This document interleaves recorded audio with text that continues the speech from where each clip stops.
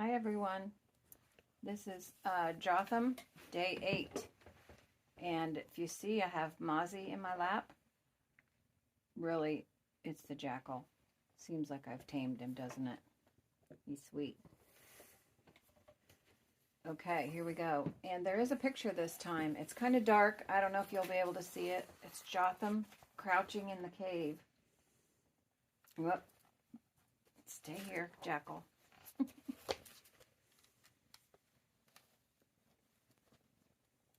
Nathan sat perfectly still, his eyes and ears searching the air for a hint of who was outside the cave.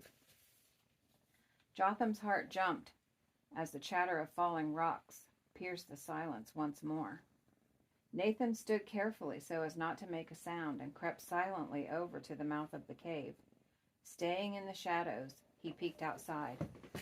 Once again, broken bits of rock fell, and this time Nathan saw that they fell right in front of the cave entrance.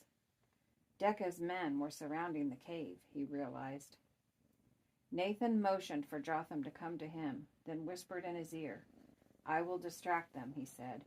"Run down the hill as fast as you can, but do not go back to Qumran. Go to Jericho, a half-day's walk to the north. Find there a merchant named Silas. He's a friend." Jotham's eyes grew wide, and he rapidly shook his head no. But Nathan gave him a stern look and wagged his finger at him as if to say, "Mind me." Jotham hung his head and nodded slightly. He didn't want to leave Nathan, who would surely be killed. The thought of Nathan dying just to save Jotham made Jotham's heart ache, like it never had before. All this is happening because I wouldn't mind Father, he thought, and tears started running down his face. Nathan put on his fool's hat, then held up 3 fingers and counted with them. 3, 2, 1. As his last finger dropped, Nathan ran screaming out of the cave. Jotham followed a step behind, crying. He ran right past Nathan, who had stopped and turned toward their attackers. He wasn't exactly sure which way to go, but started climbing down as fast as he could. His heart was racing, and he knocked his knee hard on a rock. Behind him, he heard Nathan screaming, and the sound made Jotham shake uncontrollably. "Jotham, come back!" he heard behind him. It was Decca's men, and he wasn't about to listen to them. "Jotham, come!" the voice called again. "It's all right." This time the voice had a funny sound to it. Jotham thought, "It sounds almost like Nathan." Jotham stopped and turned, looking back up the hill. There he saw Nathan standing in front of the cave, hands on his hips, and he was laughing. Laughing? For a moment, Jotham didn't understand, but then he saw a flock of goats grazing on some tufts of grass above the cave, and suddenly he understood, and he began to laugh too. Jotham felt the fear of a moment ago flow down from his head and out through his toes. They both stood there laughing at themselves for being scared by some goats, but mostly they were just relieved. Jotham decided then and there to be nice to every goat he ever met from then on. Nathan stopped laughing and motioned Jotham to come quickly. Jotham followed his friend's gaze, and then he too saw the men climbing into the hills far below. He scrambled back up the rocks and into the cave, with Nathan right behind him. "They will not find us," Nathan assured Jotham. "There are thousands of caves up here, and this is the least obvious of all. That is why we chose it for our library." Jotham wasn't so sure about their safety. He figured if goats could find them, so could Decca's men. But he moved to the back of the cave and sat again among the urns that held the Holy Scriptures. "What's a library?" Jotham asked after a while. "It's a place where writings are collected and stored, such as the Holy Scriptures behind you." Jotham looked again at the clay urns, then asked, "Will you read some to me?" Nathan looked toward the mouth of the cave, trying to decide if it was safe to read aloud. "All right," he said finally, but you must sit close so I can read softly." Jotham watched as Nathan made a torch from a stick of wood and a strip of cloth, lighting it with a flint stone against the wall of the cave. Then slowly he eased the top off one of the urns and pulled out a roll of yellow parchment wrapped in sheepskin. He bowed slightly and said a short prayer which Jotham didn't understand, then carefully unrolled the parchment and began to read. Nathan read stories such as Jotham had never heard before. Jotham knew the big stories, of course, like Noah and Moses, but Nathan was reading him stories of men like Samson, Gideon, and David. So David triumphed over the Philistine with a sling and a stone? Nathan read. Without a sword in his hand, he struck down the Philistine and killed him. How can that be? Jotham exclaimed. A young boy against such a giant? Nathan patted Jotham on the shoulder. Fear is a powerful weapon you give to your enemy, Jotham, Nathan said. Whether that enemy is a Philistine or a jackal, David gave his fear to Jehovah, and in turn, Jehovah made David a strong and powerful man. Jotham nodded his head. Nathan kept reading. What are you doing, you jackal?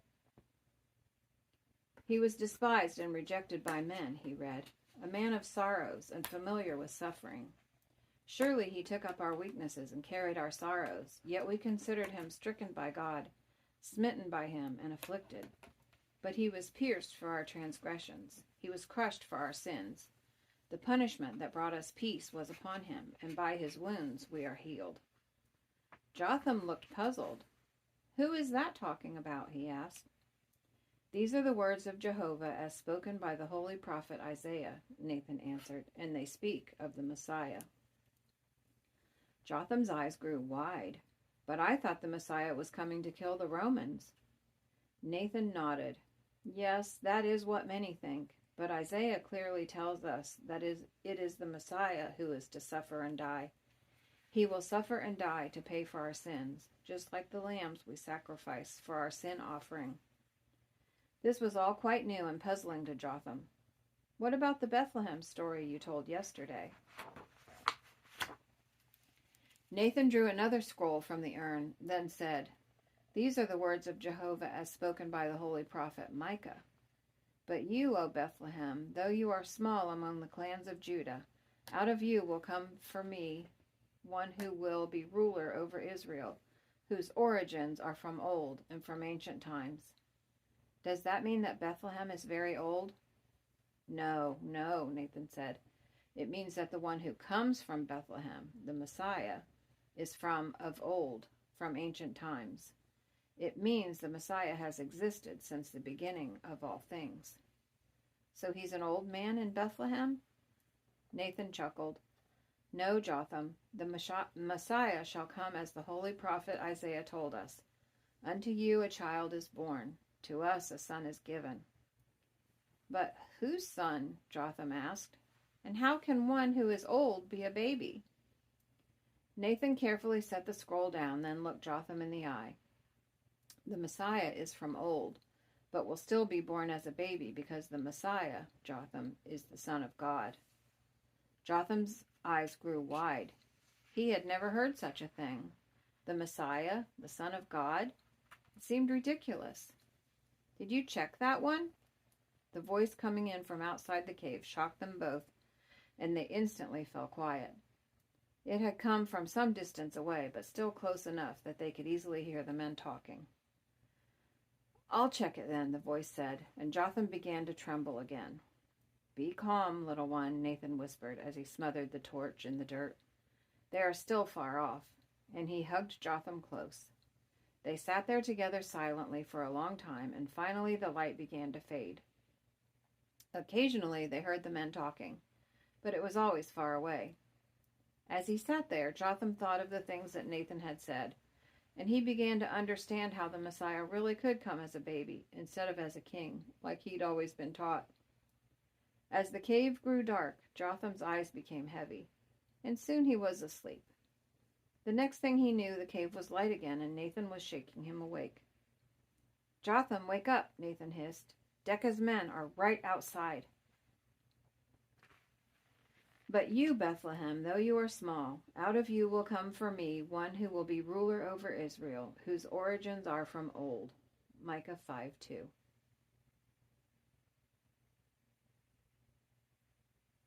Jotham still doesn't fully understand about the Messiah.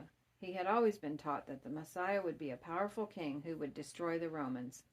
He doesn't yet understand that the Messiah was coming to teach love, not hate. But if he did understand, if he knew what we know today, he could look toward Bethlehem with us and say those words from Isaiah. But those who hope in the Lord will renew their strength. They will soar on wings like eagles. They will run and not grow weary. They will walk and not be faint. Isaiah 40:31. I hope you're enjoying the Christmas story, Jotham's Journey. Good night.